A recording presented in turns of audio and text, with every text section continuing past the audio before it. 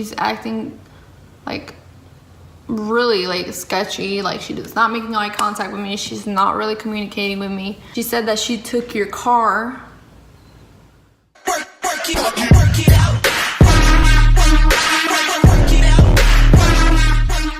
Hey you guys, welcome back to my channel. My name is Paula, and if you haven't already, please like and subscribe and comment down below on other videos that you want to see, or even if you like this video. Today's story time is about how I got backstabbed by a friend. If you want a part 2 story from me and my husband, put it down below. This was about 1 to 2 years ago. I don't recall the exact year, so I'm not here to blast anyone. Like I said, we're gonna call this person Jennifer. Let's just call her Jennifer. Me and Jennifer had known each other. I actually had her on Facebook longer than I actually thought I did, but I actually met her through my husband, and I automatically got along really well with her, and we went out to the lounges. We had a good time. I enjoyed hanging out with her. I loved talking to her. She was a really cool chick. And fast forward, it was October, I want to say 2018. I remember she had hit me and my husband up and said that, you know, she had like some problems with her mom, so she like always wanted us to go pick her up, and typically she would sneak out of her house, tell me and my husband that her mom knew that she was staying with us, but her mom really didn't know where the hell she had left. She basically walked out. So I picked her up,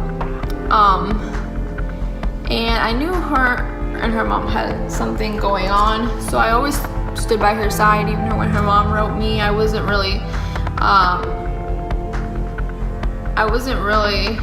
for snitching her out where she was at. Stay with us, and she was staying with us at our apartment, and me and her would hang out. There was not much that I could do with her. It was a weekdays. I had to work early, like I said, but I tried to keep her as occupied because she wasn't working at the time,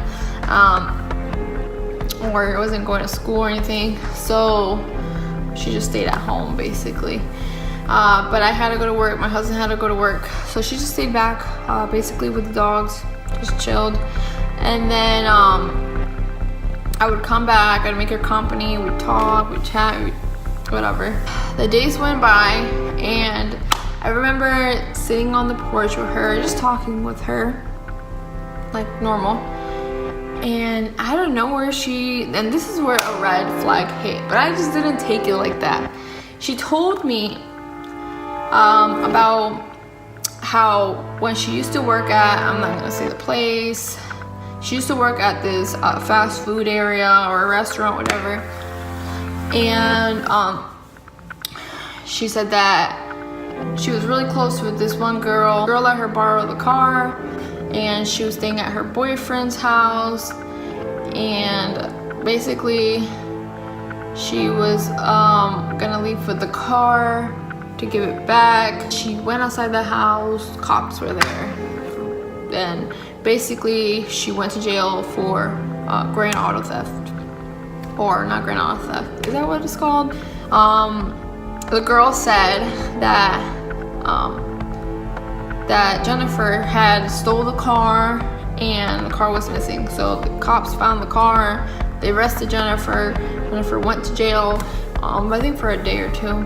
But there was this other girl named Betsy, and Betsy and her and Jennifer's mom went to the jail and bailed her out, and she was all on bail or whatever. And basically Jennifer had to go to court in a few days. She was just telling me this. She was telling me that, I think she was telling me that she was gonna prove herself innocent. I never thought anything of that. I'm not a person to judge. I took her story. Stupid of me. Jennifer told me, hey, one day that she wanted to go to Betsy's house, just stay over there, that it was great staying with me. I was like, cool, okay, yeah, you know, go. So I picked up Betsy from her job, took her and Jennifer to Brandon to a gas station. They walked to Betsy's house. Yeah, she stayed at Betsy's house for like 2 days. I just went on to a normal routine. I went to work, everything was good. And then she calls me, or she called my husband, and she said that her mom was picking her up from my place, something like that. I don't recall, I don't remember. This was so long ago. And somehow she like ended up back at my place. My husband was getting ready to go to work, and this was 5 in the morning. I got a call from Betsy. She was pissed. She said, where the F is this girl at?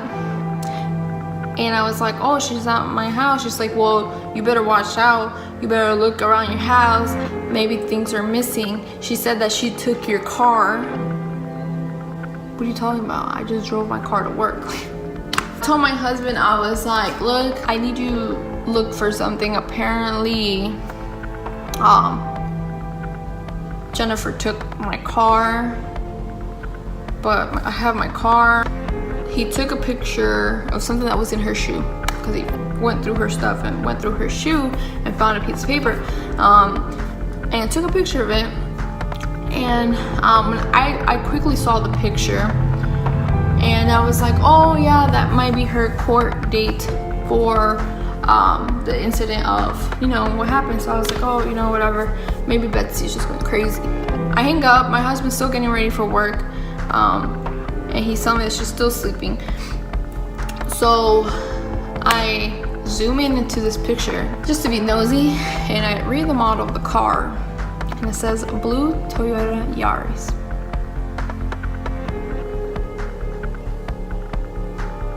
That's my car. And then I read the license plate. That's my license plate. She got pulled over in my vehicle because she didn't have a license.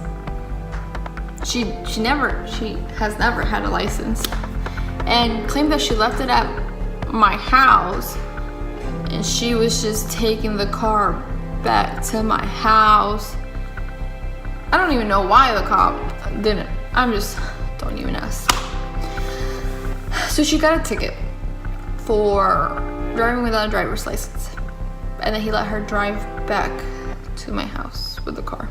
I'm thinking she made an extra copy of my key, because I'm thinking, how is she getting into our house? You know?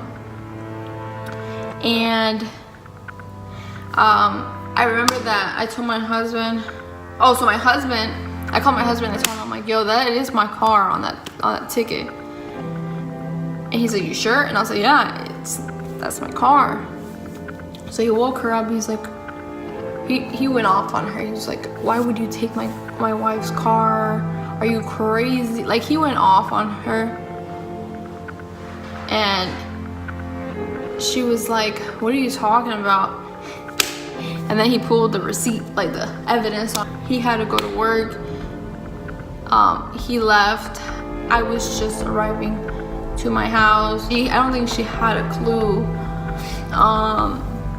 that I knew. And I walked into the house. She seemed a little nervous. I was just more upset and more disappointed and more mad. You know, she just up and left and took my car. Like, you could have just woke me up. I would have taken you. You don't have a damn driver license. So I get home, I change. She says that her mom's on her way to pick her up. She's acting like really like sketchy. Like, she does not making eye contact with me. She's not really communicating with me. And I was being like nice. Like, I was just trying to play it off.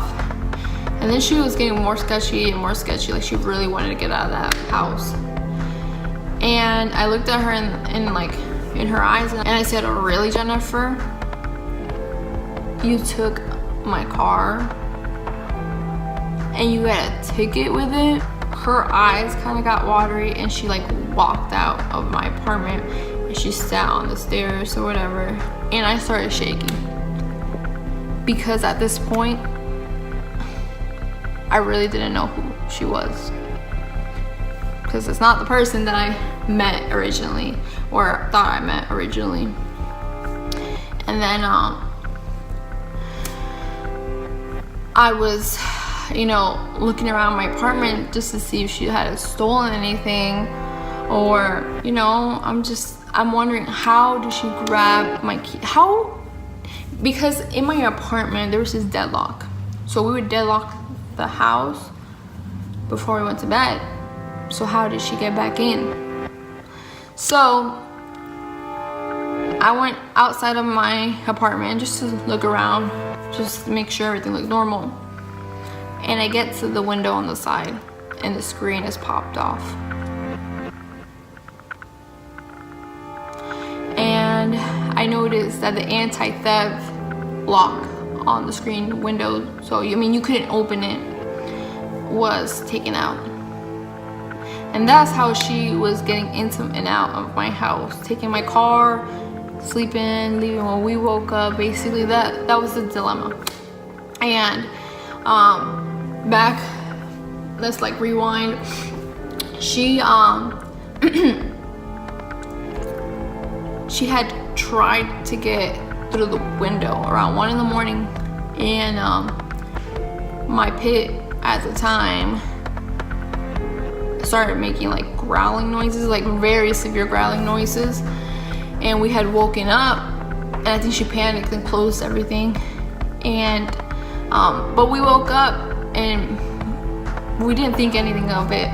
We really didn't think any of it, and we were like, Layla, go back to bed, you know, because sometimes people would walk their dogs late at night and she would growl or bark, which was normal, but we did not really think of anything of it.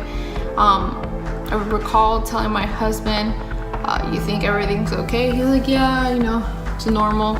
We went back to bed. About 30 minutes later, or a few minutes later, we hear on our door, on our front door. And I told my husband, I was like, you hear that? And he was like, yeah. So he opened the door, and it was her. She was playing it off like, hey, listen, I think she was at her boyfriend's house, and she just made something up. She just said that she got in an argument with him or with her friend or whoever it was that she was with, and that if it was okay, she could stay here until her mom picks her up. I think that's how it went. I think that's how she ended up staying back at my house. And I did end up calling the police. I filed a police report. She did get arrested. She was in jail for a month or two.